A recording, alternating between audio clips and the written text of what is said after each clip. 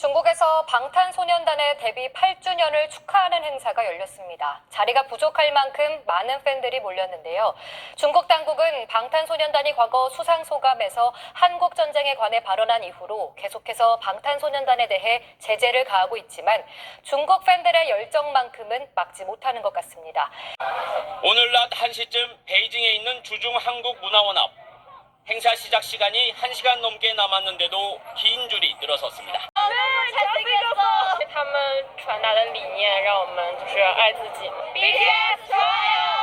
저는요, 정말 많은 전 세계의 방탄 팬들이 있지만 특히 중국 팬들의 소식을 들을 때는 굉장히 감동적이고 또 전율이 흐르는 것을 느낄 수가 있습니다. 왜냐하면 두 가지 마음이 동시에 들기 때문인데요. 첫 번째는 정말 이런 공산주의 나라에서 아무리 압박을 하고 제지를 해도 문화를 막을 수 없구나. 문화의 힘이 이렇게 대단하구나. 라는 그런 생각이 드는 거고요. 두 번째는 어쩌면 지금 이 10대, 20대 중국 방탄 팬들, 이런 젊은이들이 나중에 민주주의를 만들 수 있는 어떤 민주화의 씨앗이 되지 않을까라는 그런 희망의 마음이 듭니다. 이런 생각을 왜 하게 된지 여러분과 함께 나눌까 합니다. 네, 지금 중국에서 한국을 향해서 문화 공정하는 거 여러분 잘 알고 계시죠? 김치도 자기네 거다, 한복도 자기 거다, 손흥민, 김연아, 이제 뭐 방탄소년단도 자기네 거라고 우길 것 같습니다. 이 대한민국에서 좋은 건 다 자기네 거라고 우기고 있는 상황인데요. 사실 이 속내를 잘 들여다보면은 중국의 어떤 두려운 감정을 느낄 수가 있습니다. 방탄소년단 위시에서 많은 케이팝을 좋아하는 중국 젊은 층이 많아지면서 이들이 자유에 대한 갈망, 민주주의에 대한 갈망을 할 수밖에 없거든요. 동경하는 거죠. 이런 마음을 누르기 위해서 중국에서는 문화 공정을 할 수밖에 없는 상황이라고 합니다. 네, 중국에 이 트위터 같은 웨이보가 있는데 그 웨이보에 방탄소년단 바라는 계정이 있는데 121만 명의 아미들이 활동을 하고 있다고 하는데요. 중국에서 아무리 뭐 제지를 한다고 해도 이곳에서 활동하는 방탄소년단 팬들은 진짜 열심히 활동을 한다고 합니다. 야, 이게 정말 무서운 문화의 힘이죠. 예, 이 방탄소년단 바 이외에도 바이두 태영바 그리고 지민바 뭐 이런 개인 팬 계정들도 굉장히 활동을 열심히 하는데 어느 정도 열심히 하느냐? 여러분 우리가 상상하는 것 이상입니다. 아마 진짜 전 세계에서도 손꼽힐 정도로 방탄소년단 그 팬들의 어떤 팬심이 모여 있는 곳이 또 중국 팬들이 아닐까라는 생각이 들 정도인데요. 태영군 생일 그 12월 30일을 전후로 해서 하루 동안 그 모금을 했어요. 예. 그 태영군을 위한 여러 가지 행사, 이벤트를 하기 위해서 하루 동안 모인 돈이 12억입니다. 예.